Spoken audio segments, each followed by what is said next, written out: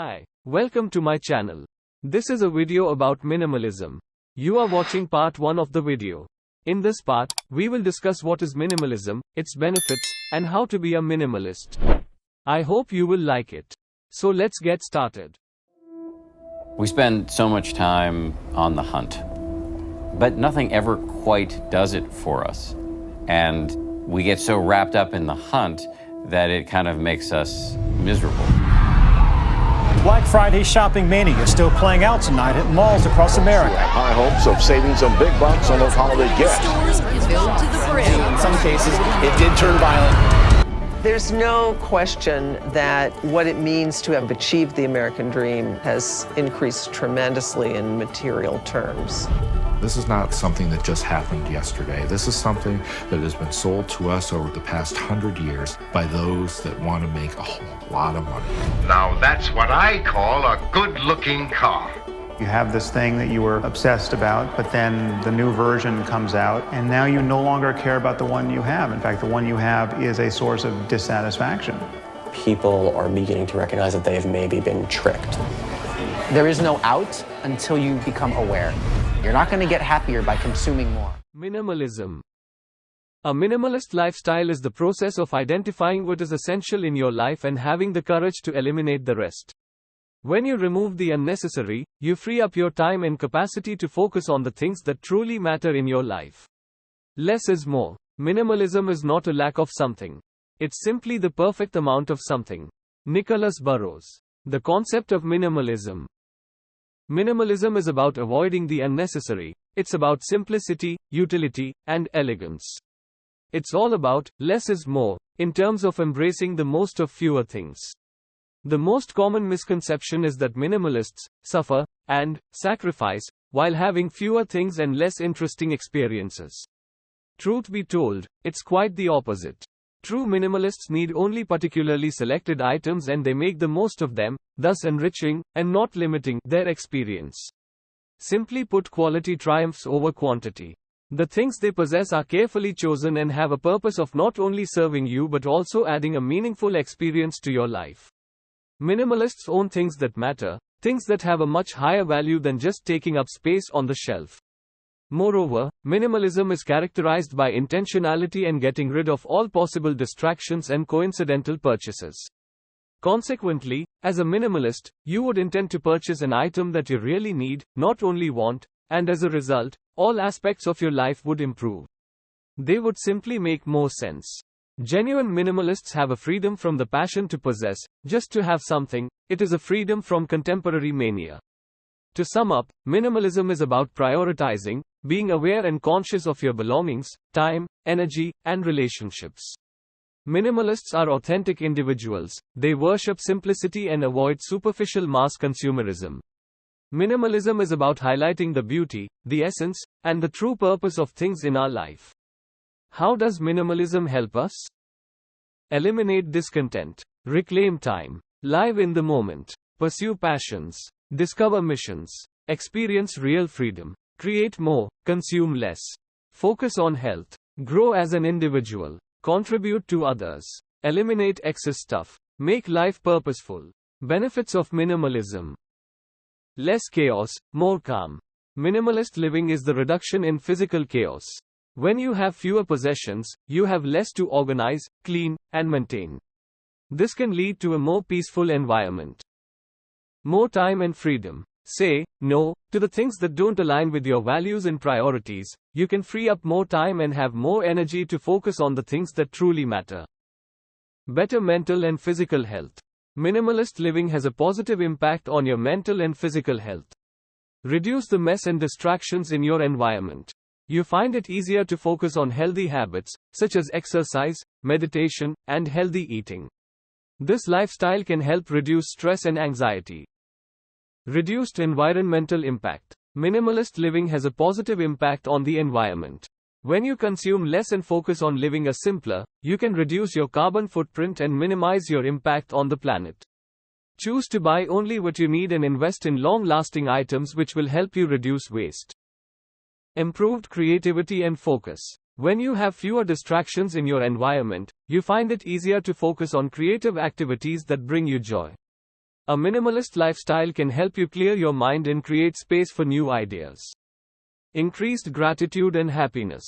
Living a minimalist lifestyle helps you develop greater gratitude and joy with what you have. Focus on what matters most to you and let go of the rest. You can cultivate a deeper appreciation for the people, experiences, and possessions that bring you pleasure and fulfillment.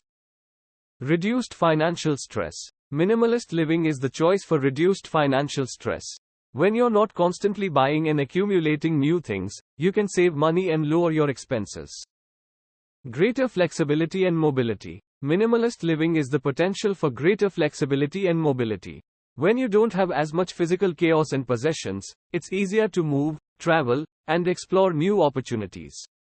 It opens the door to new experiences, without overbearing material possessions. Enhanced relationships. Minimalism improves your relationships with others by focusing on the people that truly matter to you. Prioritize quality over quantity in your social interactions. Your relationships will become more deeper and meaningful. Increased environmental awareness. Minimalist living helps you become more aware of your impact on the environment. It encourages you to make more sustainable choices in your daily life. Consume less and choose the right practices. You will reduce your carbon footprint and contribute to a more sustainable future. How to be a minimalist. Minimalism can be applied to many areas of our lives, our schedules, our relationships, and more, but a central part of minimalist living is often the home. Shop quality, not quantity. Minimalism doesn't mean you never go shopping, it just means you're more intentional with your purchases. Whether you are in need of a new pair of running shoes or a bag, invest in quality pieces that will last you a long time. Even though a higher price tag may be less than ideal at the time, you'll likely save money in the long run by cutting down on frequent purchases. Eliminate. One of the most important parts of minimalism is cutting down on things you don't need. To start decluttering, identify what serves a purpose in your life and what doesn't. From there, start to see how you can cut down items that don't add value to your life, and then get rid of them entirely. Declutter by keeping only the essentials. When it's time to start decluttering, a good rule of thumb is to keep only the items that are truly essential and meaningful to you. Advises Becker. Move through your home, easiest to hardest, touching each item and deciding, is this something that is bringing value to my life? Is this something that is helping me create the home that I want? Or is it distracting from it? Give everything a place. Once you get into a rhythm, give every item a place. Get creative with storage bins and organizers to ensure you are able to store exactly what you need. If you don't have a spot for some of your extras, it may be time to consider if they are items you really need to keep. Resist the temptation to buy more. It can be especially hard to buy fewer things in an age of constant and pervasive advertising, which is why Becker advises turning down advertisements as much as you can, whether that means unsubscribing from emails, watching less television, or throwing away junk mail. This can also mean rejecting materialism to focus more on the items that are actually meaningful to you. Find your purpose. Here's one of the most important parts of minimalist living. If you are thinking of starting to live more minimally in your home, take some time to reflect on why you are doing it.